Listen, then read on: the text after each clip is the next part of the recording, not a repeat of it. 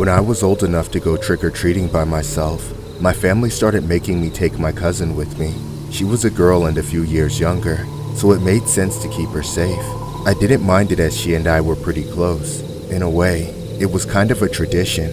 My parents would take me over to my cousin's house, then we'd get our costumes on, which were usually matching. I didn't mind that either. Matching costumes always got more candy, and that's all I really cared about. One year, I dressed as Chucky, and my cousin was the bride of Chucky.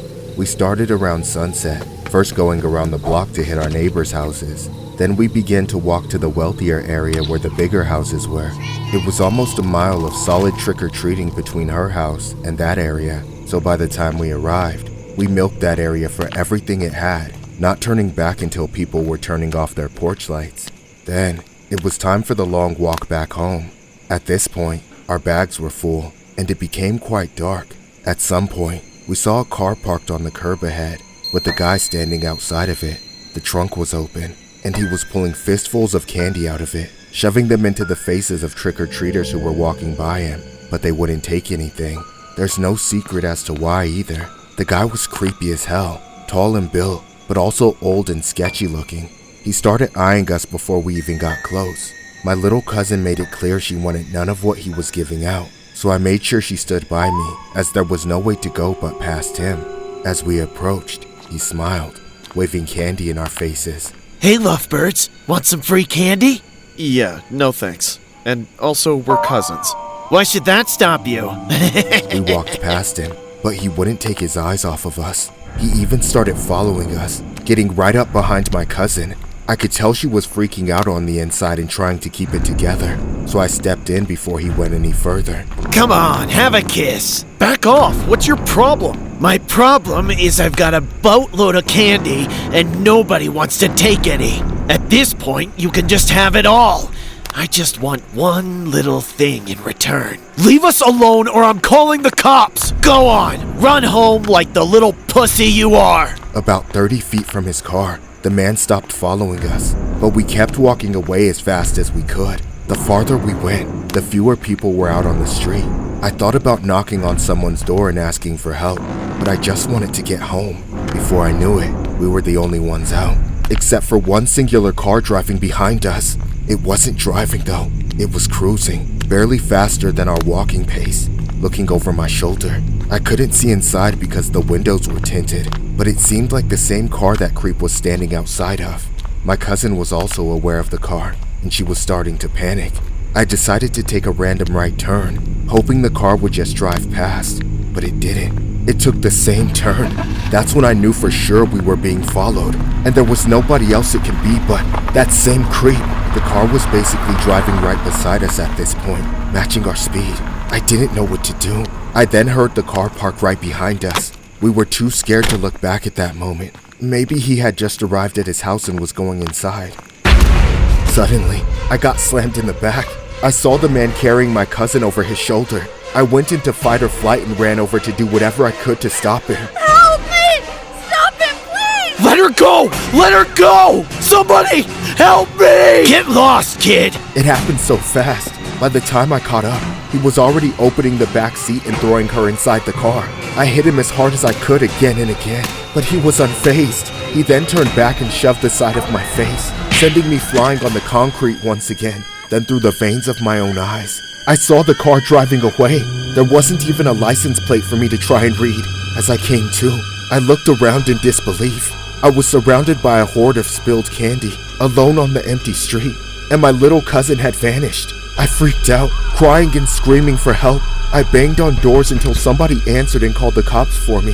The police came, then our parents, then the whole damn neighborhood. Everybody went looking for my cousin. There was an entire manhunt, and yet they never found a trace of my cousin or the man that kidnapped her. It's been years since that night, and my cousin has been missing ever since. Whether she's still alive or not, I can't imagine how much she suffered. Every Halloween, I have nightmares reliving the entire thing over and over. People always tell me I did everything I could, but it still feels impossible not to blame myself for what happened. This story was inspired by several Halloween Reddit posts that involved the attempted kidnapping of trick-or-treaters, trick-or-treating from someone's trunk of their vehicle. The term is called trunk kidnapping, which refers to being forced into a car's trunk. The term is also known as trunk-or-treating, a Halloween alternative where candy is given out from the car's trunk. This is a common Halloween tradition where children go to decorated cars in a parking lot and get candy from the trunk, instead of the traditional trick-or-treating from door to door. Some believe it is considered a safe alternative to trick-or-treating because it avoids the street crime and danger. However, others argue that trunk-or-treating is far more dangerous due to the trick-or-treaters being more susceptible to being forced into a car's trunk and ultimately kidnapped.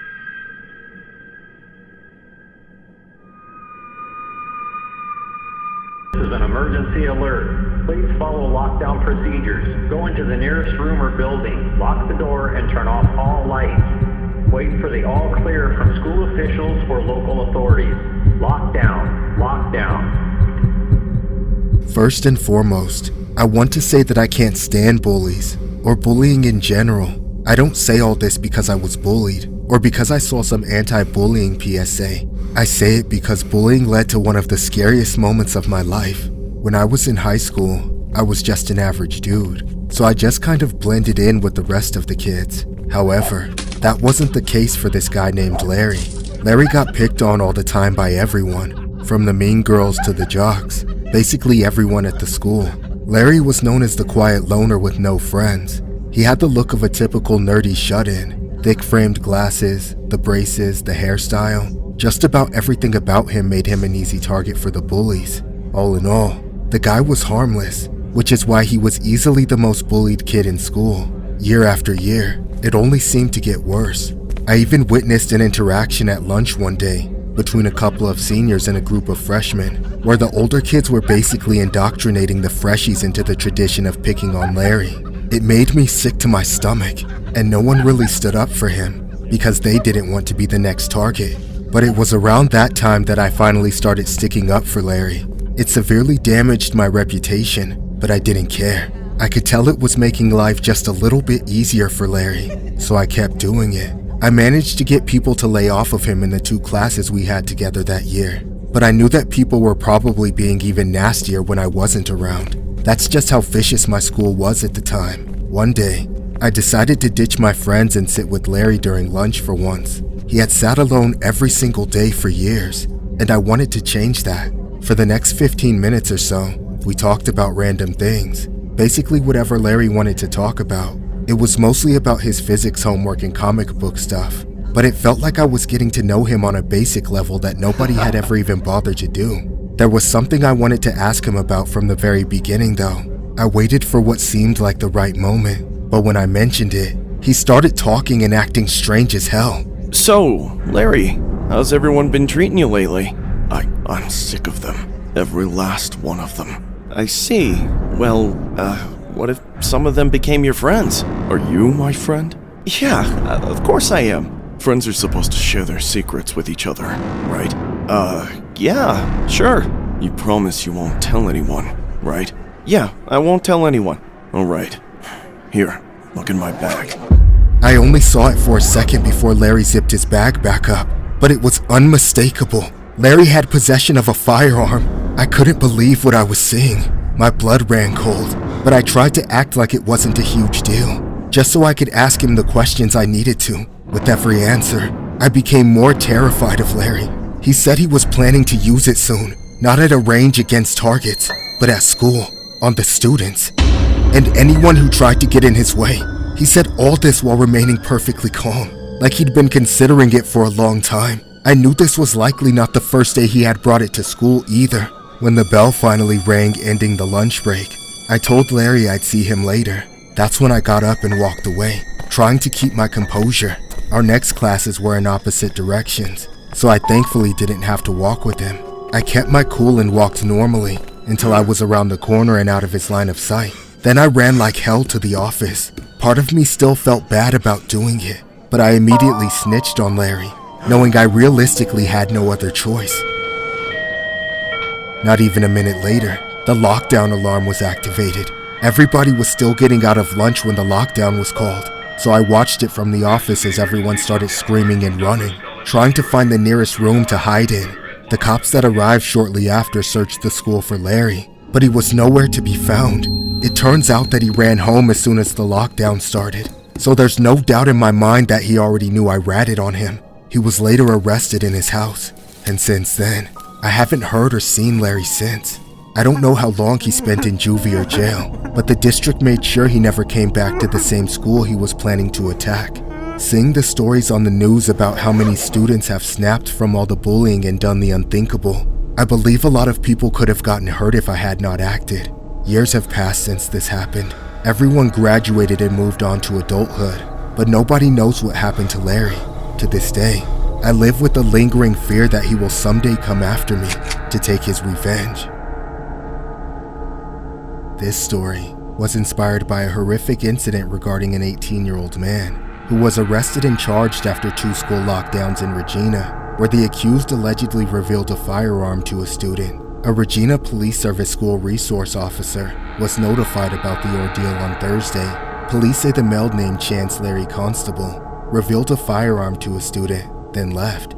The school was placed into a secure the building lockdown protocol. A police investigation led to a residence on the 1500 block of Bond Street. Police members, including the Special Weapons and Tactics team, surrounded the residence. Because the residence was near an elementary school, it too was also placed on lockdown. At about 3:30 p.m., Constable was arrested by police. The secure building lockdown was lifted at both schools. Police have confirmed that a firearm has not been recovered.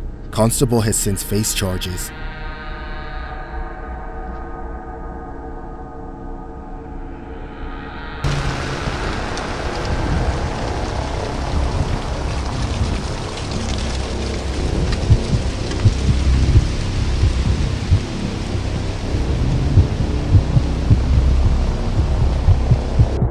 This happened around the middle of fall a few years ago. I was working as a cashier at Spirit Halloween, one of a couple of seasonal jobs I switched between. Honestly, Spirit Halloween was my favorite place to work. All I really did was sell party supplies and Halloween stuff. For the most part, the job itself was easy. It's a lot less demanding than working at some place like Walmart or Target, but every job has its bad parts. And for Spirit Halloween, it's the people.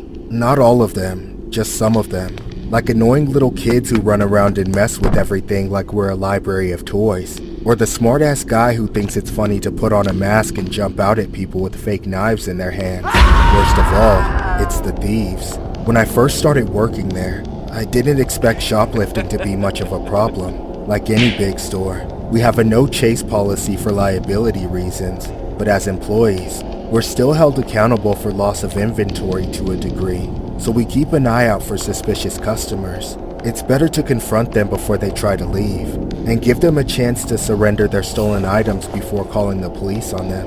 One night, I was working at the register by myself, while my only other coworker on shift was cleaning and stocking. We were both fairly busy with our respective tasks.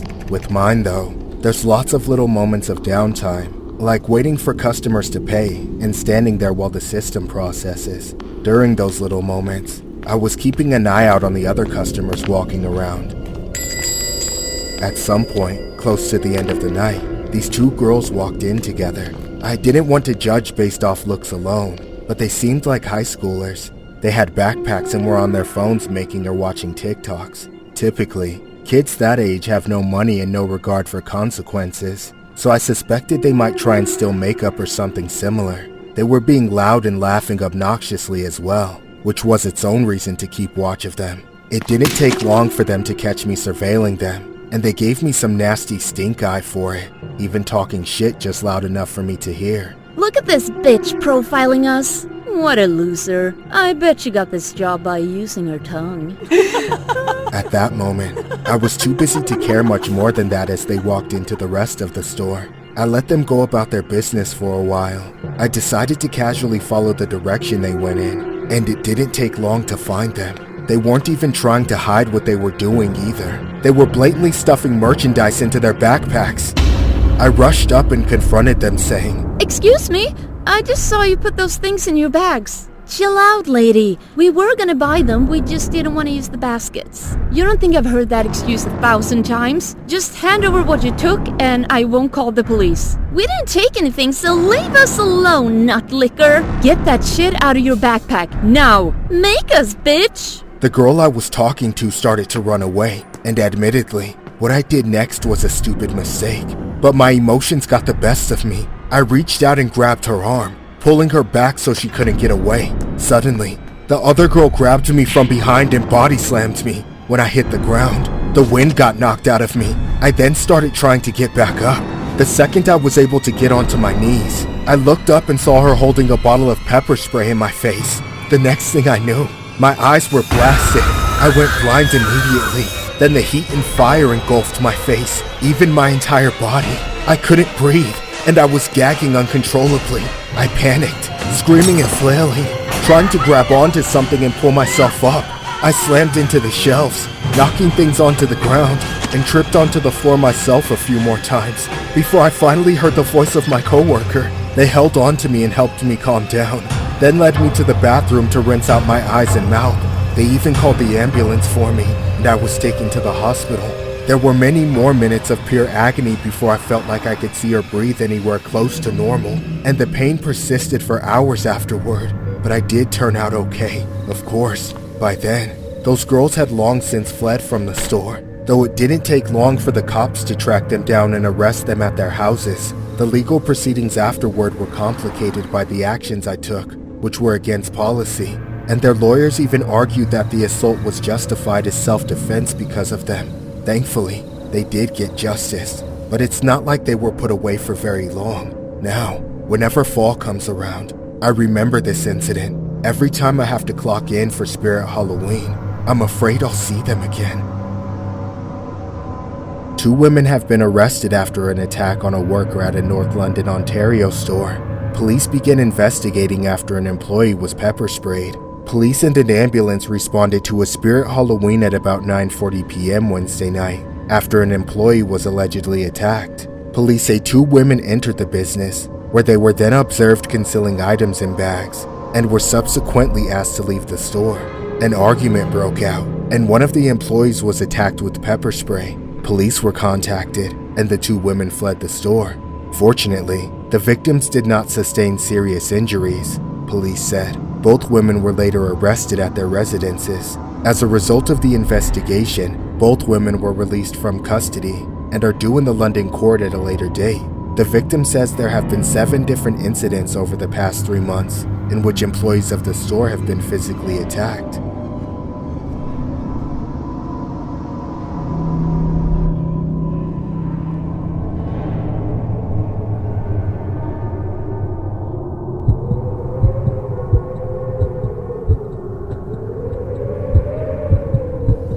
Several years ago, I took my grandson trick-or-treating.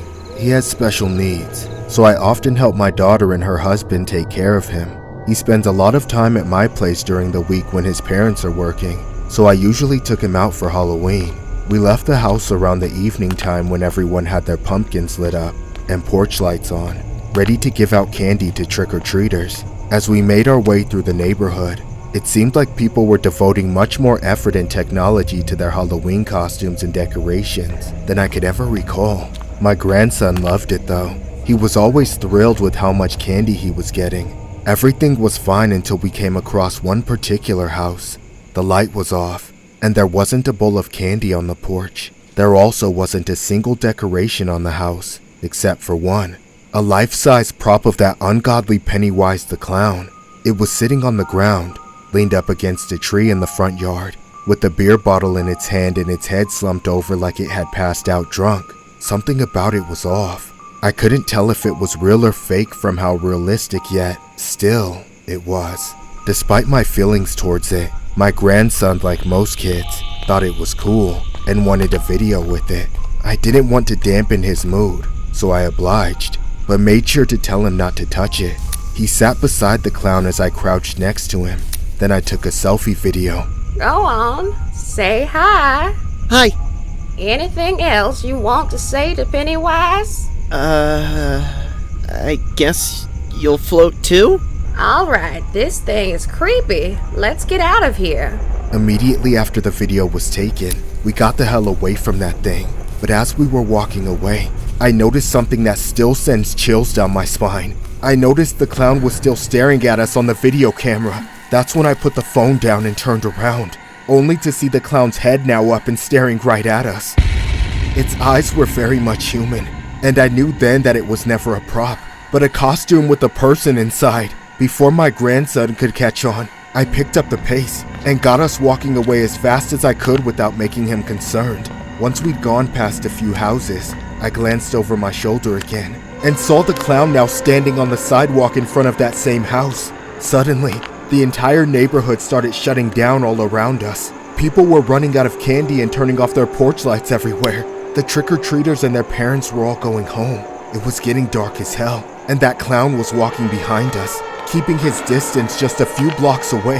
I was freaking out, but I had to keep my cool. I told my grandson that trick-or-treating was over and that we had to get home. We power walked through the neighborhood, turning at corners and weaving through yards, just trying to get away from the clown. Eventually, I lost sight of him, so it seemed safe enough to stop and catch our breath. I could finally call an Uber. As long as we could make it in 5 minutes for them to arrive, we would be fine. I kept a lookout as we stood on the corner, checking my phone every few seconds to see when the car would get to us. For what felt like 5 minutes, felt like 5 hours, as me and my grandson stood there waiting in constant fear that the clown would show up and attack us. Ah! Help! Help me! Out of nowhere, the clown grabbed my grandson and pulled him away from me. I rushed to help, trying to tear them apart, but there was so little that I could do. Get off of him, you maniac! Get the fuck off me before I rip your head off your shoulders! Please! Trick or treat, little boy. I don't want anything from you. Here, have a drink. Get away from me! Help me!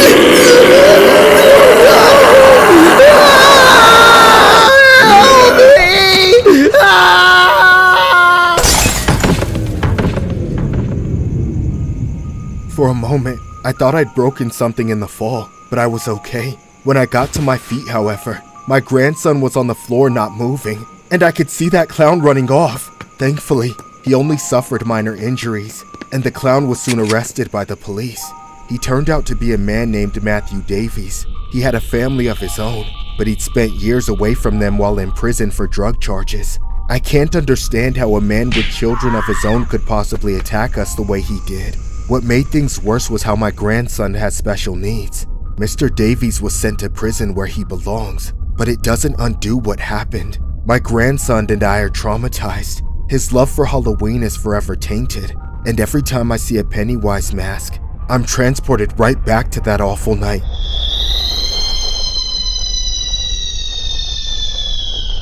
This story was inspired by a very creepy incident regarding a 41-year-old Stockton man who was placed under arrest for a Halloween night attack on a family of trick-or-treaters that sent a man to the hospital. Stockton police say a man named Matthew Davies was wearing a Pennywise clown mask as he carried out the attack. Mary Elis was there as Davies allegedly began harassing her special needs grandson. Davies then attacked her son, breaking a bottle over his head.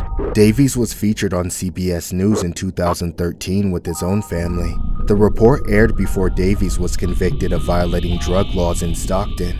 He served several years in federal prison. Illis says she can't fathom why Davies, a father himself, would try to scare her grandson on Halloween. I don't understand why he wouldn't stop when we begged him to stop. He was scaring our grandson that has special needs. A self-professed family man, out of prison after a federal drug conviction, has now been booked into jail accused of a violent crime. Stockton police say they tracked Davies down using witness statements. He bailed out of jail Friday afternoon following his arrest in the morning. He is facing a felony charge of assault with a deadly weapon.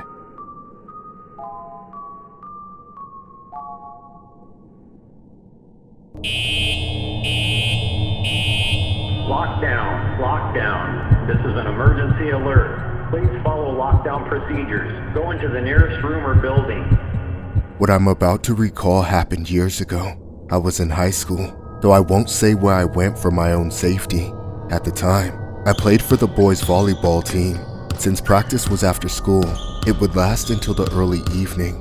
By the time we were done, there'd be very few people still in the school aside from the janitors. One day, after we'd finished an intense practice game, we all went into the locker room.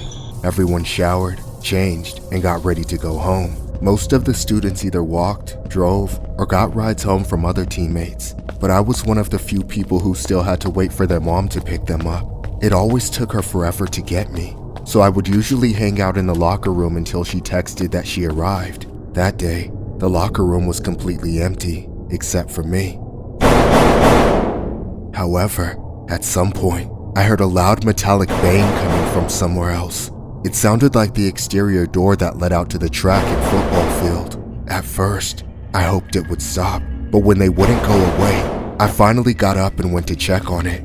I looked through the glass part of the door and saw a tall man standing outside in a hoodie, seemingly too old to be a student. I knew he could see me, and that's when I heard him shout saying, "Hey, can you let me in? I'm here to pick up my son." Unsure of what to say, I replied, I don't know. Maybe you should enter through the front.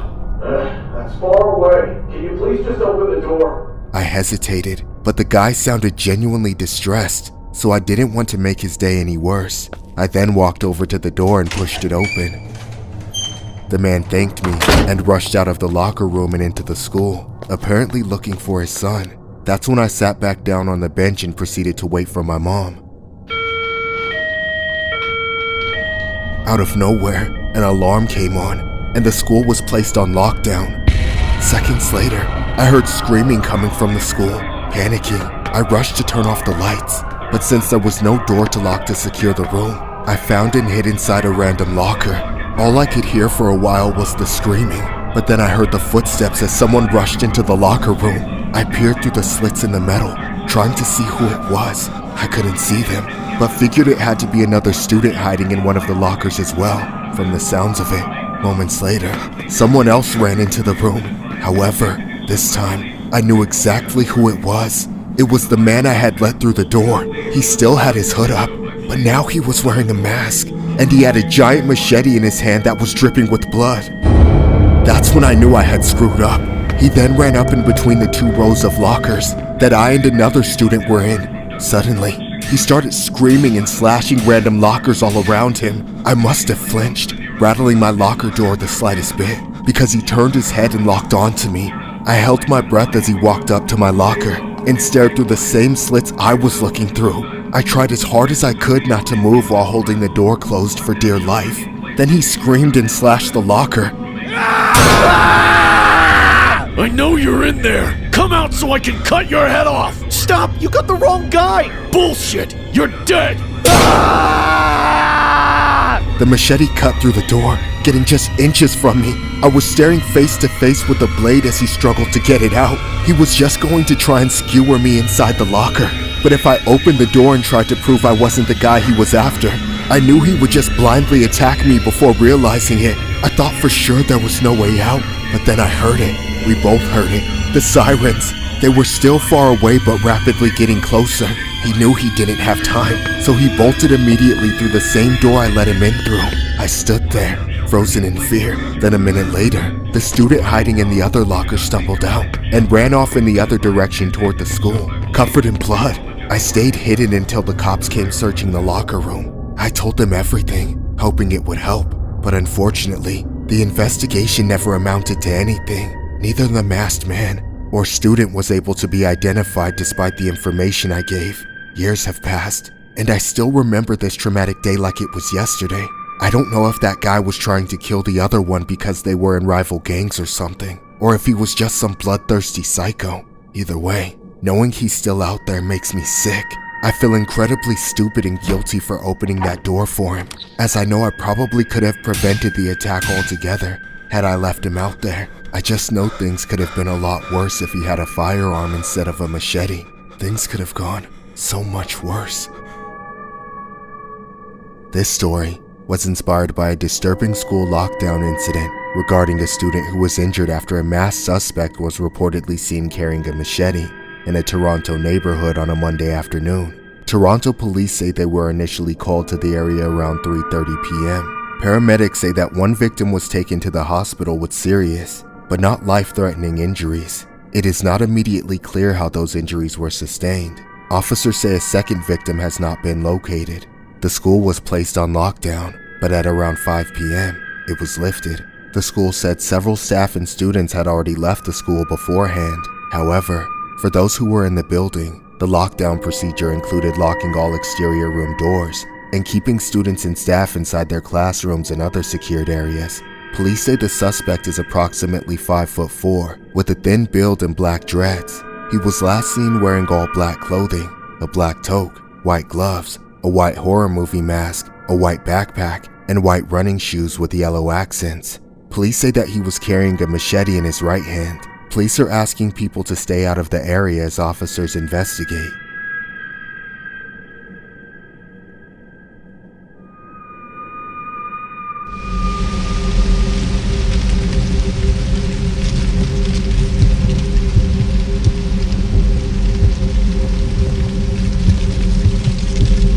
There are plenty of reasons to not like fall. Kids go back to school, the warm weather goes away, and to people who dread visiting their family for the holidays. I, however, have a very specific reason for my anxiety during this season. Years ago, I was dating this guy named Kenneth, but he always went by Kenny. He had a stocky build and was quite muscular, just my type of man. He was the first person I got into a serious relationship after my ex, who left me after our son was born. Unfortunately, the relationship eventually fell off. Kenny became controlling. He would interrogate me every day, take my phone and go through it, always accusing me of cheating. When he found something he thought he proved, he would get violent. He made threats against me and my son, and if he wasn't attacking me, he was breaking things. It had become too difficult to get him to approve to any sort of hangout that didn't involve him, so I began to not tell him my plans.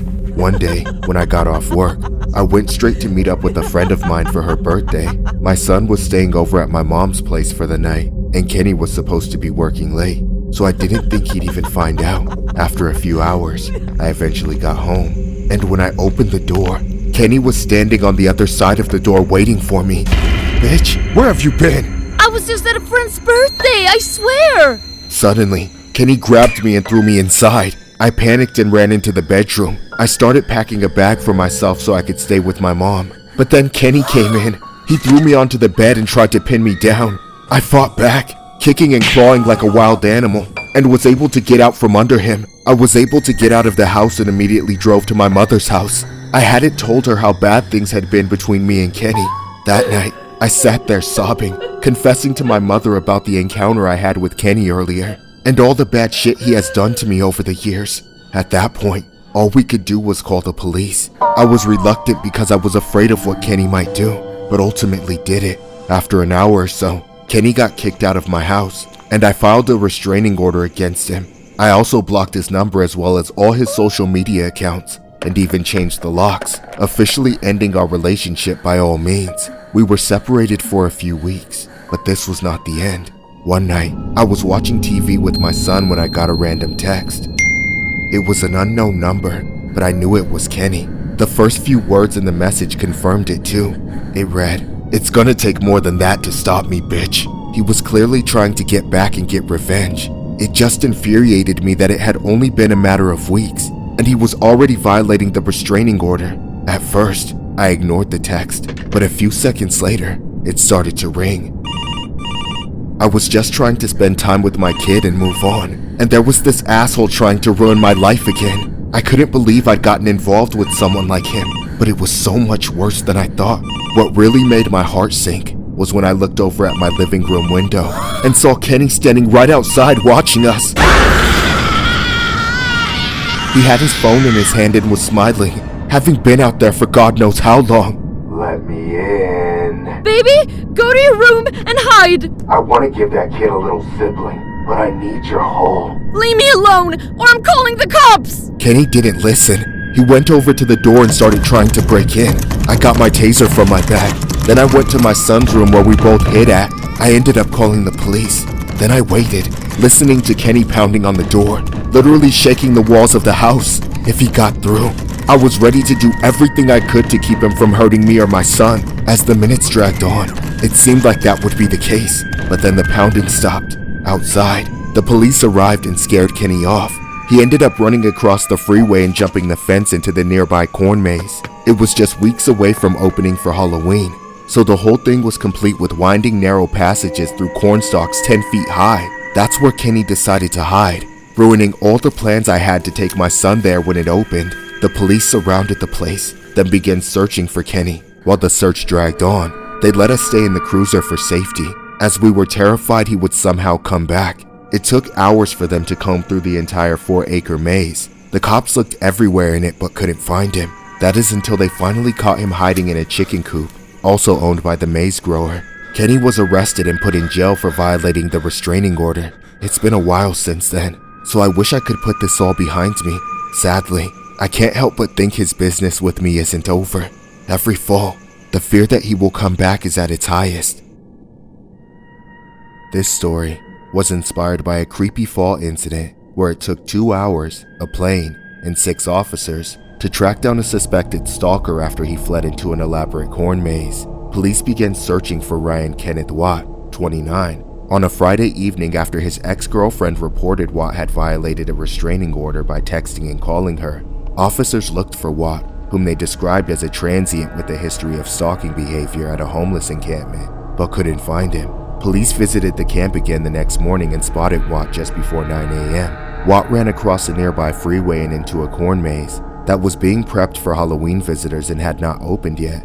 Officers set up a perimeter around the corn maze, called the California Highway Patrol for backup, and deployed a fixed-wing aircraft to circle the field. Police combed the maze methodically, but still couldn't find Watt. Then one of the officers noticed a chicken coop about 20 feet from the edge of the maze. An officer kicked the door in and found Watt hiding inside. He was arrested without incident just before 11 a.m., police said. Investigators had been monitoring Watt even before his ex-girlfriend reported him, and said he had a history of showing up uninvited at the woman's home and at her son's school, hacking her social media accounts and texting her while she was with friends to say he's watching her.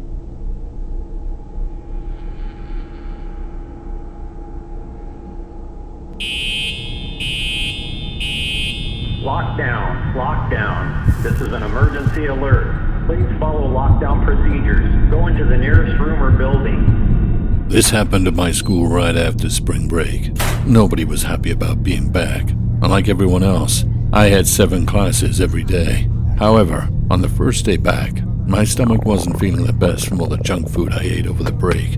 So after lunch, I got to my class and notified my teacher that I was going to use the washroom. I made sure to use the washroom downstairs as it was usually emptier. Plus, it wasn't used as often as the top floor one, so it was best whenever someone wanted to take a dump without being noticed. Thankfully, when I got there, nobody was camping outside of it.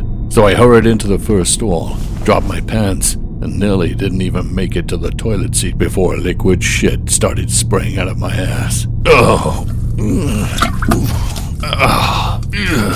There was a good 15 seconds of nothing but sputtering and groaning, so I was glad nobody was in the other stalls. Once it was over, I started cleaning myself up. While I was doing that, I noticed some writing on the washroom stall. It said, "Do not come to school on 3/23. That was in 2 days. It felt eerie because of everything that had been happening in schools lately, with kids snapping and doing the unthinkable. When I came out of the stall, I poked my head into the other ones to see if it was part of some other bunch of graffiti that had happened in the washroom, but that seemed to be the only thing written in there. I didn't have time to think much more about it, as I had to rush back upstairs to my class before anyone got too suspicious. The next day, though, the exact same thing happened at the start of 6th period. Mr. Brown, I need to go to the washroom."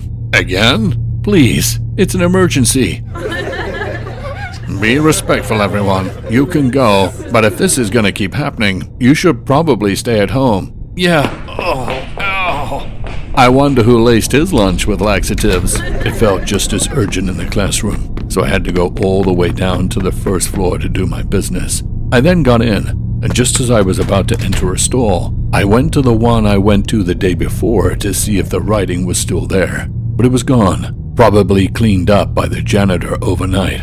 This time, I went all the way down to the big stall so I wouldn't feel as cramped. I locked the door, sat down, got ready to go. Then, all of a sudden, the lights shut off. It got dark as hell in an instant.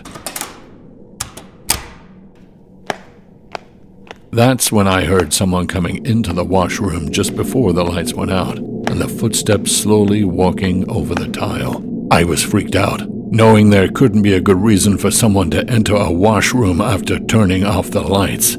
I had no clue if they knew I was in there, so I kept quiet. I listened to them go into the stall. Then, I heard what sounded like them popping the cap off a marker, followed by writing. Once the writing stopped, I could hear them get out of the stall, then leave the washroom. I didn't like having to do it in the dark, though, so I used my phone flashlight to see what was happening. I finished up, then I left the stall and turned the lights back on.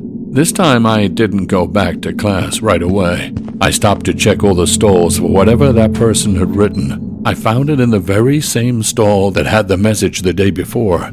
There was a new message. It said, "I'm going to blank up the school." My heart almost stopped. I didn't want to be a rat, but I decided I had to report it just to save lives in the worst case scenario. I went straight to the front office and told them what I saw. I didn't think they'd lock down the whole school, but they did. I was losing my mind in the office, thinking non-stop whether I'd made the right decision or ruined some kid's life for no reason. There were cops swarming all over the school, and the lockdown lasted for hours. They even told their parents about it. Eventually, the cops checked everywhere, interrogated me, and made their report declaring the school safe. However, I was still terrified the entire next day, because the first message had said the attack would happen on 3/23, which was that Wednesday. There were cops guarding the school because of it, but nothing ever happened, though the identity of the person who made the threats was never discovered either. To this day, I have no idea if my stomachache saved my school from catastrophe, or if it all was supposed to be a joke that I took too seriously. Maybe if I could have seen the person who wrote it, it would be clearer, but it still freaks me out that they were in the washroom with me, lurking in the dark. Police and high school administration are still searching for the student who wrote a threat on a bathroom wall, causing an entire high school to go into lockdown on March 24. According to police, the threat written was, "Gonna shoot the school per 6B sick ready."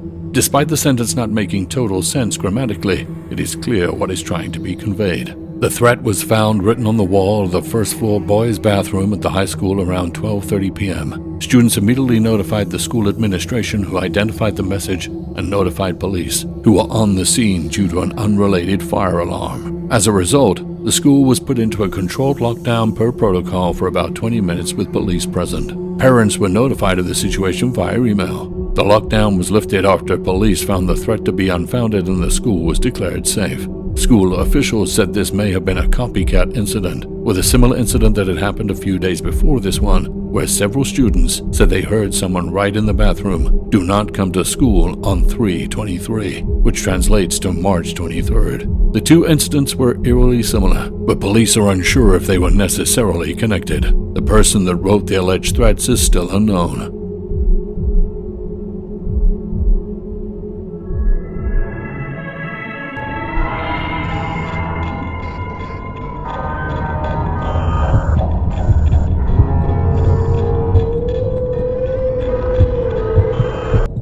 This is a true story. I was desperate, broke, homeless. I'd been out on the street for a few days, looking for some place that would take me in or someone who would give me work. That's when I saw a flyer tumbling down the street, and out of sheer luck, it was an ad for a job. Supposedly, this rich guy living in a big old house needed someone to clean it. I was never much of a cleaner, but I was willing to do just about anything at that point. It took me a day's worth of begging to scrape up enough cash for a bus ticket, making me afraid I'd end up stranded if it didn't work out. The bus dropped me off. Eventually, I found the house. It was 3 stories tall, across the street from a pharmacy and a few abandoned businesses, but other than that, there was nothing else around. It had taken me so long to get there that the sun was already setting. Not wanting to be out on the street at night, I ignored the sinking feeling in my gut and knocked on the door. After a few seconds, it was opened by a man with a long mustache and protruding cheekbones, wearing a 3-piece suit and a bowler hat. Despite how rich his house and outfit made him seem, he had a musty smell about him. I couldn't place what it was from, but I didn't want to ruin my opportunity by being awkward, so I stated my business. Good evening, sir. I'm sorry to disturb you, but I'm here to inquire about the cleaning job. Yes. Is the position still open? I could always use the help around here. Come inside. Great. Just one thing. Is there a room where I can stay as well? Please, allow me to show you where you shall rest. With the promise of a bed as well as employment, I couldn't stop myself from entering the house. I knew something was off about it, but I didn't care. I needed it. I stepped through the door into the foyer, where nothing seemed to be too out of place, just a bit dark and dusty. Suddenly, the door slammed shut behind me. All the lights got snuffed out in an instant. I couldn't see a thing as I heard the door lock, then the man's footsteps as he ran into the house. I immediately started shouting at him to cut it out and turn on the lights, but my voice just echoed by itself. I was on my own. As my heart was pounding in my chest, I found my way back to the front door and tried to open it, only for it to be jammed. No matter which way I tried to turn the lock, pull the handle, or ram my way through, it wouldn't budge. I turned around again, taking my phone and turning on the flashlight, now determined to find some other way out before that guy could continue his sick joke any longer. There had to be some window or side door that I could get through. I just had to find it before it was too late. I began walking through the house quickly, wanting to get out before my battery died, which would only take a few minutes. There seemed to be room after room, all connected like a maze with no sense behind it. Each room had been trashed or bloodied in one way or another, with some rooms smelling like a rotting corpse, and others, fresh blood. The severity of the hellscape I was trapped in became more apparent, more nightmarish with every step.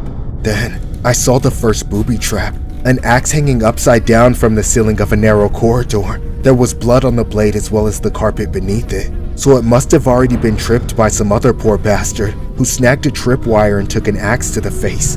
Knowing the house was full of traps, I tried to proceed more cautiously, but I couldn't slow my breathing, which was running out of control.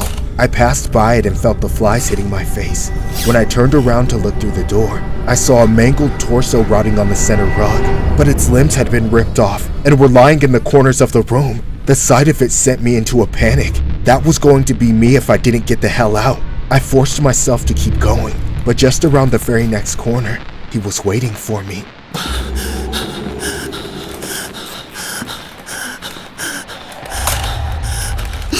Hey! You let me out of this place! You can't keep me here!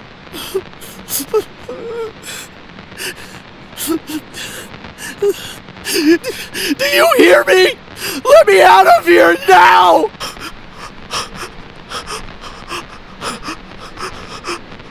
Leave me alone!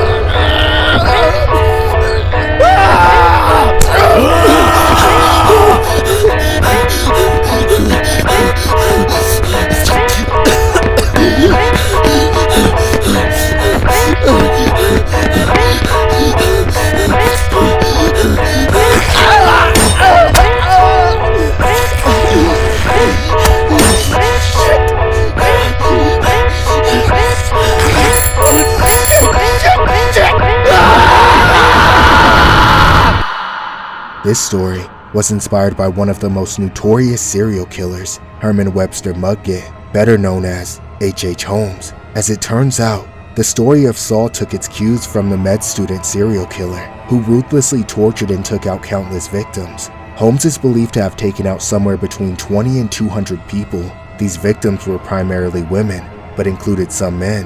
He took out many of his victims in a specially constructed home, which was later nicknamed the Murder Castle.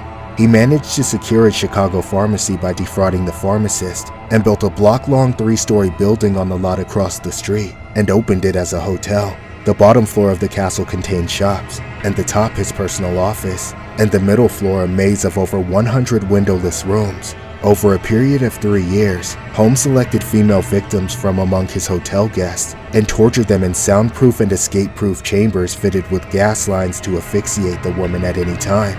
Once dead, the victims' bodies went by chute to the basement. The same year, Holmes' castle in Chicago burned down, revealing the carnage therein to the police and firemen. His habit of taking out insurance policies on some of his victims before taking them out may have eventually exposed him regardless. Holmes was ultimately apprehended in 1894 and was hanged for his crimes 2 years later.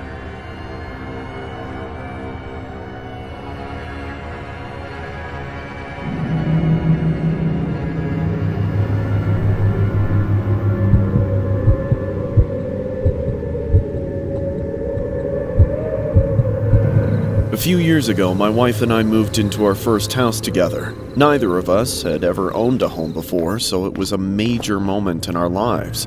It's a small house, but the neighborhood is very friendly. Even though we haven't had kids yet, we were excited to start a family of our own. But something happened this Halloween that's made us think twice about raising our children here. Of course, most of the trick-or-treaters are young kids, so Halloween in our neighborhood comes to an end pretty early. By 9 o'clock, everybody goes home. This year was just like that. By 8:45, we weren't seeing any more trick-or-treaters, so we went inside and turned off our light, so nobody bothers us as we got closer to bed. Afterwards, my wife wanted to stay upstairs and read for a little while, but I had some stuff to work on in the basement while I had the chance. However, at around 9:30 p.m., something strange happened. What the hell? It struck me as odd, but I wasn't going all the way up there to tell them that we weren't giving out candy anymore, so I ignored it. Annoyingly, though, the doorbell rang again. A few more times, actually. Now, it was just rude. It was like some dumbass kids were playing ding-dong ditch with us, something that usually happens on Halloween. I heard my wife get up and start walking along the floor over my head, so I figured she was going to take care of it. Nothing a grown lady like her couldn't resolve. But what I heard next, I never expected. Get on the floor! Now! Hurry up! As soon as the door opened, I heard screaming. Men were shouting, and my wife was yelling at them to get out. For a moment, I couldn't believe it, but then I heard her get dropped to the floor. I immediately jumped out of my chair and turned to the stairs, only to face the biggest shock of my life. The moment I got to my feet, I heard an explosion from upstairs. That same instant, a hole blew open in the ceiling above me, and a red-hot piece of metal whizzed by my head. That moment changed me. Time froze, and for a split second, so much went through my head. I was looking up at the stairs, thinking, I'm going to die if I go up there, but they'll kill my wife if I don't. I was terrified, almost too scared to move, but I realized it was time to keep the promises I had made, to become the husband, the father I said I would be. I took a deep breath. Then I started making my way up the stairs. I knew I had to jump on them, so I went as fast as I could while not being loud enough that they could hear me coming up. I could still hear fighting coming from the front door. Then I came around the corner and saw them. There were two men, both with masks, one of them wearing all red, and the other in a Scream ghost mask. The one with the ghost face was keeping my wife pinned to the floor. The other one was just standing there. Get off me, you son of a bitch! Give it up already. I want jewelry, cash, whatever, but I'm not leaving empty-handed. You hear me? Eat shit and die slow, motherfucker! I said shut up, didn't I? I ran at the ghost face. He turned around right before I tackled him. I put him in a headlock and started choking him, ready to kill him. He was flailing around, trying to point the cannon at my head, but he was fading, unable to do anything. He was gonna be mine. But then his partner came up and kicked me off him. I kept my grip on that bastard though. They had to hit me 2 more times before I couldn't hold on to him anymore. Then his partner yanked him to his feet. I started to scramble up to chase them out before he could aim at us again. I could barely see through the dirt and swelling, so I was just running at their voices. I eventually got out of breath and stopped. Then I wiped my eyes and realized I'd chased them out into the street. By the time I could see though, they were long gone. With them dealt with, I went back inside to my wife. When the men attacked her, they left her with a few cuts and bruises. There was blood running all down her face, but she was awake and calling my name. I apologized for taking so long to get to her. I wish I'd been there from the start, so she wouldn't have had to gone through any of what she did. Unfortunately, the men who invaded our home were never found. There was no camera footage, not much evidence, basically no leads whatsoever. But made this all the more disturbing was how the alleged reason for why they targeted us was just completely random. It's sad to say that we no longer feel safe here after what happened on Halloween. We don't want to raise kids in a place where things like this just happen for no reason. It's definitely made us never want to open our door for trick-or-treaters ever again. This story was inspired by a disturbing Halloween incident that happened in Mississauga, Ontario. A family remains in shock following a violent Halloween home invasion Wednesday night. This is what we get for answering the door on Halloween night. 2 to 4 individuals coming in here and attacking my wife, and this tremendous sound goes off. I was in the basement, said Mississauga homeowner Derek, who did not want to release his last name. Derek's wife opened the door last night to have armed thugs barge into their home. She struggled with them and a shot was fired. Derek heard his wife scream, ran upstairs and saw her on the floor. Peel police say the attack was completely random and that there's no reason why the family would have been targeted. Authorities say at least 2 of the suspects were masked. One in dark clothing wearing a mask from the movie Scream, another one in red hoodie with a red mask. Some neighbors say they heard knocks on their doors and thought it was suspicious because trick-or-treating would have been over by then. The doorbell rang around 9:30, said it was too late for trick-or-treaters so we didn't answer the door, said neighbor Marco Kuljak. That's a problem with this investigation. We can't tell people not to open their doors for trick-or-treaters. It's what people do on Halloween, said police.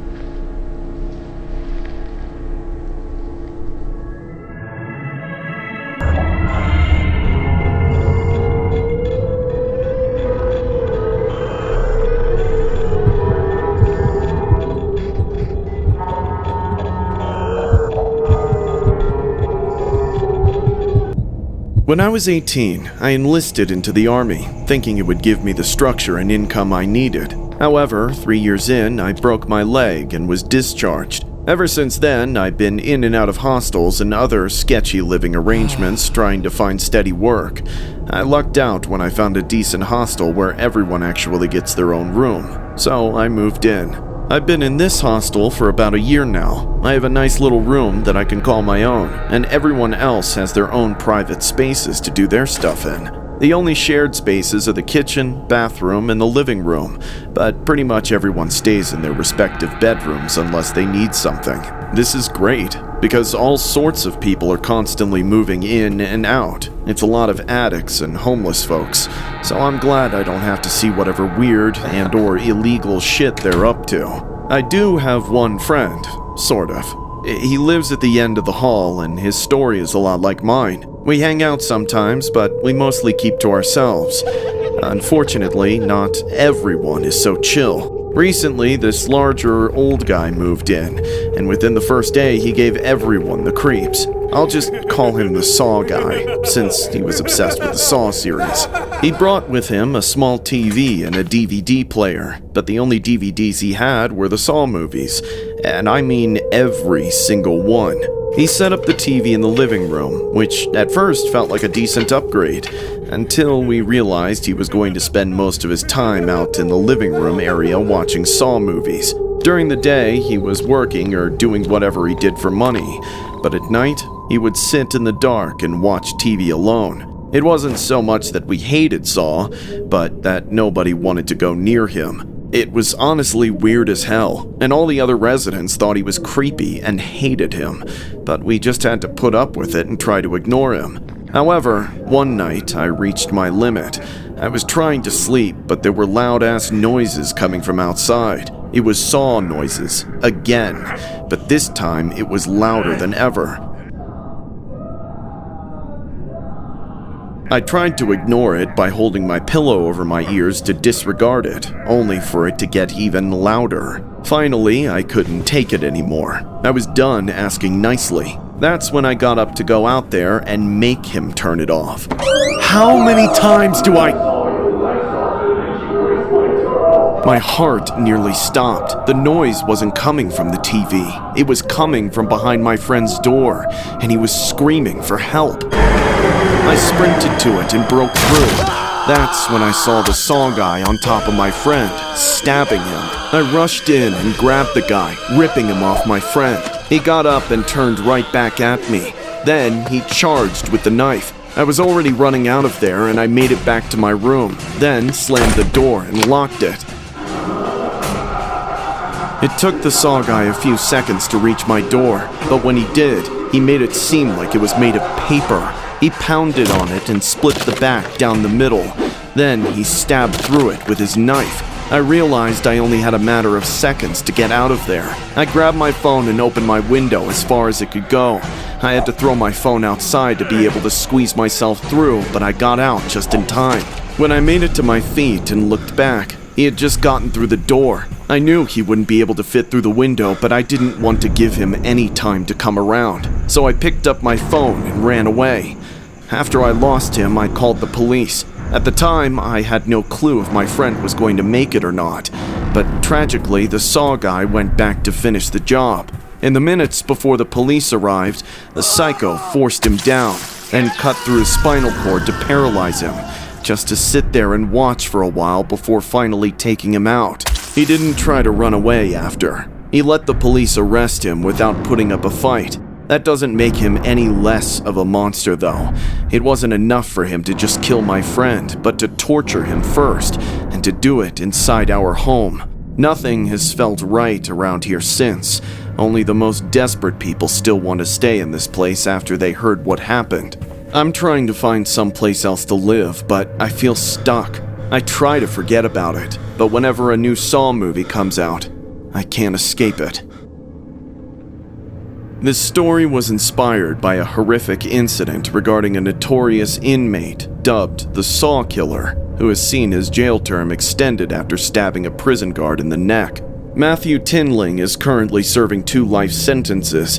He was first jailed in 2013. Tinling had watched Saw 6 on DVD while living at a homeless hostel in Maida Vale, West London, and had proceeded to break into a neighboring room belonging to former soldier Richard Hamilton and stabbed him 17 times before sawing through his spine. Then, as he stood trial for another vicious knife attack on an inmate in 2016, he laughed in the face of a high court judge and showed utter contempt for the court, telling Mrs. Justice Mulder he had been a very naughty boy before his trial began. The 36-year-old is now said to have had another 7 years added to his sentence, meaning he will be jailed until at least 2062, after slashing a guard with a knife he had hidden in his mouth. The attack reportedly took place at the high-security men's prison back in February 2021. The guard needed 18 stitches after the stabbing.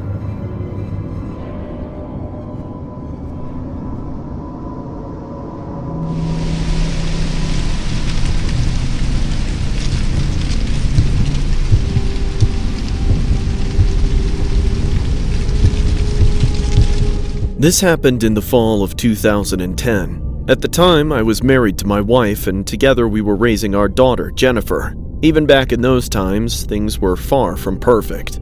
Jennifer had been dating this low-life line cook, Daniel. She called him attractive because he was one of the quote-unquote bad boys, but I knew he was no good for her, so I made them break up. And sure, Jennifer was pissed, but my wife and I knew she would eventually get over it. She was still dependent on us until she was through with school, and that's what I wanted her to focus on. Call me a stereotypical Asian father, but I knew what was best for my daughter. For a while, things were going great. Jennifer was getting good grades, and I never had to hear her talk about that Daniel guy anymore. This did not last forever, unfortunately. At some point, she started arriving home from school later than usual. Of course, I became suspicious, and my gut was telling me that she was seeing that piece of shit again. Knowing I would be fed more lies if I confronted her without evidence, I needed to catch them together. So one day, I called out of work. While she was getting ready for school, I snuck into my car and waited for her to leave. Then, I followed her, and just as I suspected, she didn't go anywhere near her school. In a blind rage, I got out of my car and pulled them apart, yelling, "Get your hands off my daughter, you scumbag!" Dad, stop! You can't do this! Shut up! I'll deal with your disgraceful ass when we get home. Don't talk down to her like that, bro! Show some respect! Respect? Bitch, I'm her father, and she's too young for you! I should call the police and have you arrested, pedophile! I then dragged Jennifer into my car and took her where she belonged, to school. I brought her into the front office, only to find out that she was no longer enrolled. Apparently, she hasn't been going to school that entire fall semester. Those stellar report cards she'd been coming home with were all fakes that she forged with Daniel. My head started to spin as I realized she'd been hanging out with him instead of going to school this entire time. My wife nearly fainted when I brought Jennifer home and made her confess. We had no clue what to do at that moment but to lock her inside her room so she could make no further mistakes. For those next few nights, our home was broken. We made sure Jennifer stayed in her room as we discussed our options. What kind of therapy or institution could put our daughter on the right track? One night, my wife and I were watching TV in the living room. The lights were off to hide our faces from each other. We just wanted to watch something nice, to get into a better headspace. Then there was a knock at the door, more a pounding than a knock. We looked over, confused out of our minds. It was almost midnight. Who could be disturbing us at such a late hour? I slowly got up and told my wife to stay put. Knew it had to be that piece of shit Daniel. But then, out of nowhere, the most disturbing, gut-wrenching thing I have ever seen happened before my eyes. The door flew open, and 3 men rushed inside with weapons, screaming and firing randomly. Suddenly, I got hit. I collapsed with the pain of the impact knocking me out of my own body. The next moments were a blur. Get down now! Where's the money at? Show us the money, bitch! Let go! Get out of my house! My wife wasn't even trying to run or fight back. She was in the middle of trying to tell them what they wanted, but in an instant, they killed her right in front of my eyes. Watching her get annihilated hurt more than any bullet ever could. The next thing I saw was all 3 of them working together to force my daughter down and tie her up. Then they started dragging her down the hall.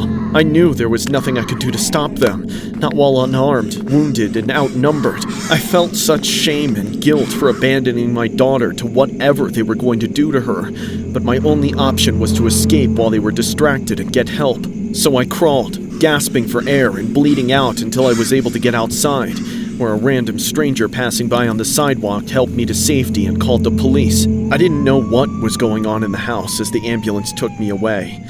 At the hospital, they put me in a coma to keep me alive. When I woke up, I snapped out of it and recalled my daughter unbound and speaking in a friendly manner to one of the assailants. That's when I realized that she wasn't a victim. She planned it. She and her worthless boyfriend had orchestrated the entire thing. They hired hitmen to take me and my wife out, just so they could be together. My wife is gone. My daughter is in prison. I have nothing, and every time it becomes fall, that fact is all I can think about. This story was inspired by a notorious horrific fall incident that happened on the night of November 8th, 2010. A frantic 911 call went out from a family home in Ontario, Canada. The caller, a young woman named Jennifer Pan, told dispatchers that she had been at home with her parents when armed men forced their way into the house and demanded money. Jennifer said that the intruders tied her up, took out her parents, then fled. As Jennifer pleaded with the dispatcher to send help, her father, Hui Han, could be heard in the background, screaming in agony. He miraculously survived the onslaught and needed urgent medical care. Her mother, Bi Han, passed away instantly. Initially, the Pans appeared to be the random victims of a deadly home invasion, a shocking anomaly in their quiet residential neighborhood. But after more details emerged, it became clear that Jennifer knew more about what happened that night than she was letting on. Jennifer later confessed that she enlisted her then-boyfriend Daniel Wong to help her organize a plot to take out her parents. The murder was intended to look like a robbery gone wrong, assisted by 3 hitmen, David Myuu Vaganam, Leonard Crawford, and Eric Carty, with Jennifer playing the part of a helpless witness. The motive behind the ordeal was because Jennifer Pan testified that her parents had strict expectations. She and her parents had a particularly strained relationship after she confessed that she had lied about her education and about being in a relationship with Daniel Wong, which caused her to do what she did. Hui Han Pan testified for the prosecution at his daughter's 2014 trial, at which Jennifer was sentenced to life in prison, with the possibility of parole after 25 years. Wong and the other hitmen were convicted as well, and also received life sentences with their possibility of parole after 25 years.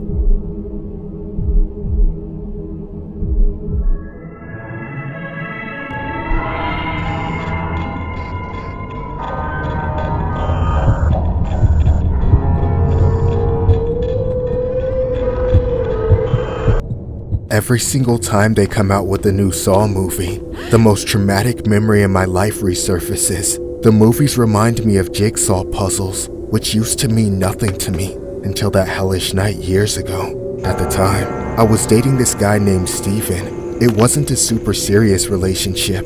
He almost spent more time hanging out with his friends than with me, which was fine. But if Steven didn't have plans with his best friend, he would come over to my place. I barely ever went to his. It was easier to have him over for the night and send him home in the morning. Thinking back on it, I didn't even know Steven all that well. Maybe I was just using him. I certainly didn't have a clue about what was truly going on in his head, though I never felt unsafe around him or anything. Well, not until the night I realized he was the most dangerous person I've ever met. That night, I was sitting on the couch, watching TV for hours as I waited for him to show up. We'd spoke on the phone earlier, and he said he would come over after he got off work. That was around 10. Then he'd usually arrive less than a half an hour later. By midnight, I was getting pissed. I didn't get a call that night, not even a text, so I had no idea what was taking him so long. Finally, at nearly 1 a.m., I heard a knock on the door. I wasn't even sure if it was him at first. He never knocked before. He would always just walk in. I shouted from the couch that he could enter, but he just stood out there silently, annoyed. I got up and looked through the peephole just to make sure it was actually him, and it was. It was Steven, but things took a dark turn for the worst when I opened the door and was mortified to see Steven covered in blood. I need help. Steven, what the hell happened to you? What did you do? Just help me, please. Not until you explain what the hell is going on. I was in a fight. Come to the hospital with me. I don't want to go alone, okay? Okay, sure. It seemed like he was in shock from whatever it was and couldn't tell me exactly. I ended up changing and then got in his car. He started driving. I didn't think he was in a good state to drive, but he was being safer than ever. Just one thing wasn't right with his driving. I had a vague idea of where the hospital was, but I had a feeling we were going the wrong way. I didn't want to say anything, but then I eventually realized we weren't going there at all. We were going to his friend's house. Suddenly, we pulled into the driveway, and I asked why we were at his friend's place. That's when he gave me the creepiest, coldest stare and told me to come inside with him. I was starting to get even more suspicious about what his friend had to do with this, but stupidly, I still walked through that door. Steven led me through the house, which was completely unlit like nobody was home. At the end of a hallway, he opened a door into a bedroom, then pointed me through. Once I was inside, he turned on the lights, and what I saw made me want to cry, scream, and throw up. His friend was dead on the floor in front of me. Steven, did you do this? Yes. Why? Grab the saw. What? Grab the saw! I knew I didn't have a choice anymore. I had to do whatever Steven told me to do, or I was going to be his next victim. He forced me to help him dispose of the body, which wasn't as easy as rolling it up in a rug and taking it to the dump. Steven had other plans. He gave me a saw. He had one too, along with a hatchet he used to take out his friend. Together, we sawed every single limb off the body. Then, we collected various bags and boxes from around his friend's house and packed each part of the body into separate containers. Next, we loaded his car up with the severed remains of his friend and spent the rest of the night scattering them in different locations all over town. Finally, just before sunrise, we were finished. Steven dropped me off at home with instructions to shower thoroughly and burn my clothes. I did what he said, still under his spell of fear, but soon, the body parts were discovered. The case was all anyone was talking about, and as hard as I tried, I couldn't keep silent. I went to the police, knowing they would jail me too. With my confession, they arrested Steven, who still had more secrets he kept from me. This murder of his friend wasn't random. He'd been planning it for months, just like he planned all his previous murders, which he had gotten away with until then. I had been dating a serial killer and didn't have a clue, not before he used me. They dubbed him the Jigsaw Killer for his crimes. After serving some years in prison for my part in the cover-up, I was let out, but I'll never be free from what I did with Steven. Even as he spends the rest of his life behind bars, there are constant reminders of my sins, even in the movies. A bouncer with links to London's underground has been jailed for life after confessing to taking out and dismembering a man he described as his best friend. In a case that became known as the Jigsaw Man murder trial, Stephen Marshall, 38, also admitted to having butchered the bodies of 4 other men while working as a doorman for a London nightclub ran by gangsters in the 1990s. Police will reopen a number of cold cases involving missing people and body parts found in the past 15 years. Described as both charming and highly volatile, Marshall will serve a minimum of 36 years for taking out Jeffrey Howe and then scattering his body parts across 2 counties before emptying his bank account and selling his possessions. Marshall's 21-year-old girlfriend, Sarah Bush, was sentenced to 3 years and 9 months for helping Marshall cover up the crimes. It was alleged that Marshall had the intention of taking out convicted S offenders in an act of vigilantism, using the names and addresses of convicted offenders retrieved through searching public available offender registries in the US. Marshall was drove to the house of 2 convicted offenders, took them out, and then the unthinkable to himself in Boston, Massachusetts, as police were stopping the bus he was on.